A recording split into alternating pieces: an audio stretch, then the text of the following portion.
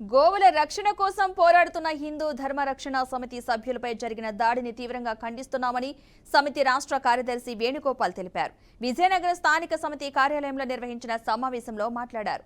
గత కొన్ని రోజుల క్రితం విజయనగరంలో అక్రమంగా నిర్వహిస్తున్న కబేళాలో గోవులను కోర్టు ఆదేశాలతో గుర్లా మండలం గుజ్జంగిజవలస గ్రామంలో ఉన్న ఓ ఓంశక్తి గోశాలకు తరలించారని, ఆ గోవుల పరిరక్షణ ఎలా ఉందని పరిశీలించడానికి గురువారం హిందూ ధర్మ రక్షణ సమితి సభ్యులు గుజ్జంగి వలస వెళ్లారని తెలిపారు. అయితే అక్కడ గోవులు కనపడలేదని, గోశాల వద్దనున్న కొంతమందిని గోవుల విషయంపై ప్రశ్నించగా వారు తమపై దాడికి పాల్పడ్డారని తెలిపారు. దాడిలో గాయపడ్డ సమితి సభ్యులు జిల్లా కేంద్ర ఆసుపత్రిలో చికిత్స తీసుకుని పోలీసులకు ఫిర్యాదు చేశామని వేణుగోపాల్ తెలిపారు. ఇప్పటికైనా హిందూ సమాజం మేల్కొని గోవులను రక్షించవలసిన బాధ్యత ఉందన్నారు. చూడ్డానికని చెప్పి మొదటి వ్యాన్లోని 25 గోవులు వెళ్ళాయి. ఆ 25 గోవులకి మేము ముందు వెళ్ళి గోశాల పరిస్థితి ఎలా ఉంది ఏంటి అని చెప్పి చూడడం జరిగింది.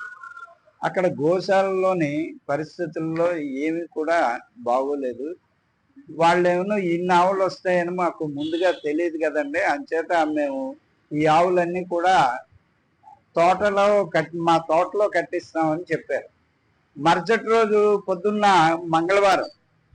మంగళవారం మా కార్యకర్త ఈయనతో పాటు కొంతమంది అందరూ కూడా వెళ్ళడం జరిగింది. శ్యామ్ సుందర్ గారు ఈయన వెళ్ళిన తర్వాత అక్కడ పరిస్థితి చూస్తే కుక్కలు ఆ దూడని తినేసాయి, ఇంకో దూడకి చెవులు కొరికేసాయి.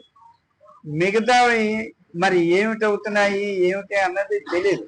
ఇలాగైనా చూసుకోవడం ఏంటి అని చెప్పి పాము పుట్టలు ఉన్నాయి తోటల నిండా.